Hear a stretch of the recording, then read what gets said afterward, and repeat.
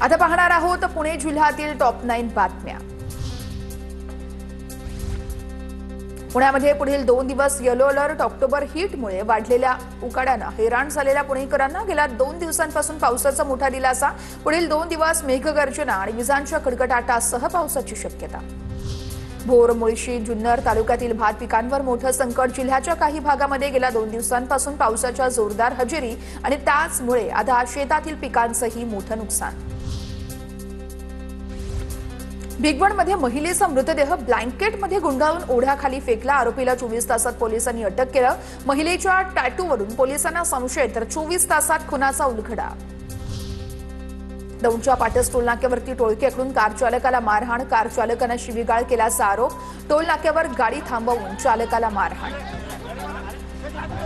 दिवाळीमध्ये पुण्याच्या हवेचा दर्जा घसरला। असुरक्षित श्रेणीच्या फटाक्यांमुळे विषारी घटकांच्या प्रमाणात वाढ। फटाक्यांमुळे हवेतील विषारी घटकांचं प्रमाण 40 ते 400 पट वाढलं। शहरातील 13 मॉनिटरिंग केंद्रांपैकी केवळ 5च केंद्र सुरू।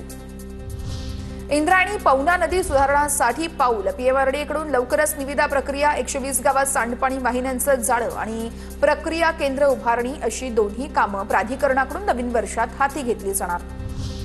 पुण्यात दिवाळीसाठी तात्पुरत्या स्वरूपात खुला करण्यात आलेला बाबाराव भिडे पूल हा दिवाळी संपताच पुन्हा एकदा बंद।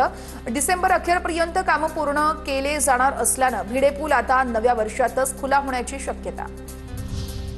पुण्यात दिवाळीमध्ये 750 टन अतिरिक्त कचरा। महानगरपालिकेच्या नियोजनामुळे कचऱ्याची विल्हेवाट। नरक चतुर्दशी ते भाऊबीज या काळामध्ये प्रत्येक दिवशी साधारण 150 टन अतिरिक्त कचरा।